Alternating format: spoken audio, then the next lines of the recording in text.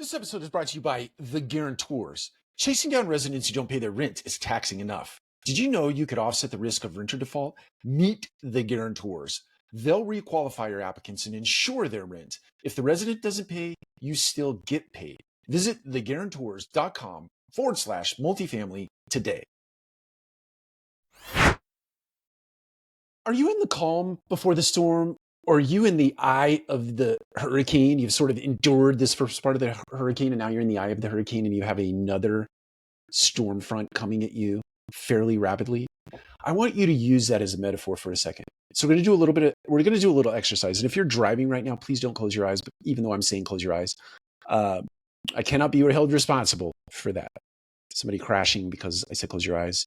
If you're driving, don't close your eyes. If you are driving, if you are sitting somewhere and you're listening to this, I want you to get prepared with a piece of paper and a pencil. And I want you to think about this metaphor that we're using, this weather metaphor. I'm going to go through a series of questions. I'd like you to just write down some answers. We're going to think about this in a team context in an organization. You're driving, you're leading a team, you're managing a team.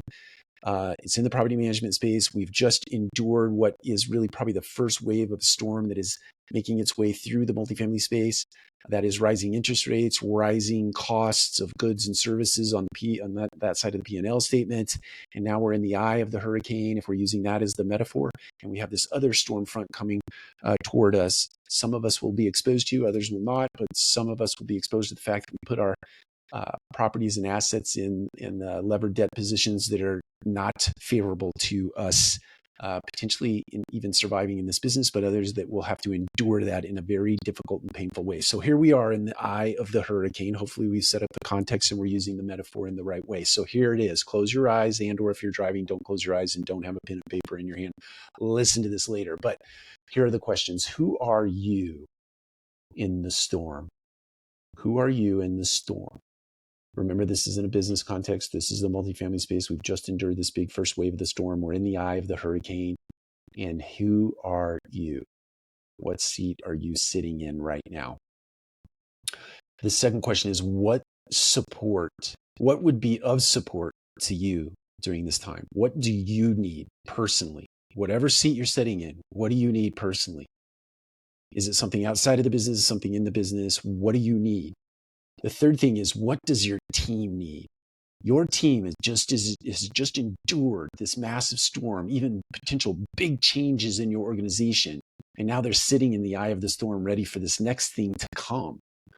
By the way, that next thing could be fantastic, but that next thing might be, depending on what your position your organization is in right now, might be another bad storm, the second half of the hurricane. What does your team need? Think about that. Think about each individual seat in your organization. What does that team need collectively, but also individually? What are the stories you can tell to align the company? Right now is a perfect time to find a great metaphor for the future. I used to say to our team, lace up your track shoes because things are about to get crazy.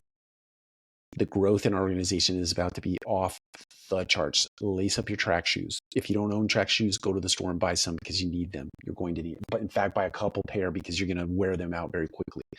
What stories can you tell to get your company aligned? What are the intentions to ride out the storm, to find a safe harbor, to make it through this bad debt structure that we put our properties in? Is it to grow the unit count in our company? Is it to reduce the unit count in our company? Is it to get our systems, our disciplines, our processes, our routines refined so that the next wave of growth will be much more efficient and effective? Do I need to change people out of the organization? If so, am I solving for the fact that your organization might go through a little bit of a grieving phase or a little bit of a heartburn phase before they take off again? Do you have to change multiples of people before you get the kind of the new set in place? What are you going to do? What is the intention? What opportunities does this storm present? Because here it is, on the downside of every opportunity, or downside of every adversity, rather, every storm, on the heels of every storm, there's rebuild, right? There is this sort of fresh, every time there is a hard rainstorm, in the storm passes, there's this period of wow, everything feels really fresh and really clean and really set and ready to go. for this next thing, right? The leaves kind of shake off the water pellets. The flowers do the same thing. And all of a sudden they burst out in a stronger fashion, in a greener fashion, a more vibrant and robust fashion. What opportunities is this storm, this current storm that we're going through, whatever metaphor you're using, what is it presenting to us? And what is the nature of the demon? What is the nature of the demon? The demon being the storm. What is the nature of the demon? What is it? What is it doing to your organization? How long is it going to persist? What can you do to evict this demon from your organization, this demon from yourself, this demon from the people in your organization? What can you do to get that thing out? What is the nature of it? And what can you do to get it out of your organization?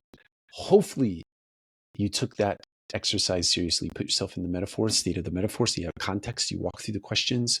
Right now, you should have a game plan for what you should do tomorrow. Take care. We'll talk to you again soon.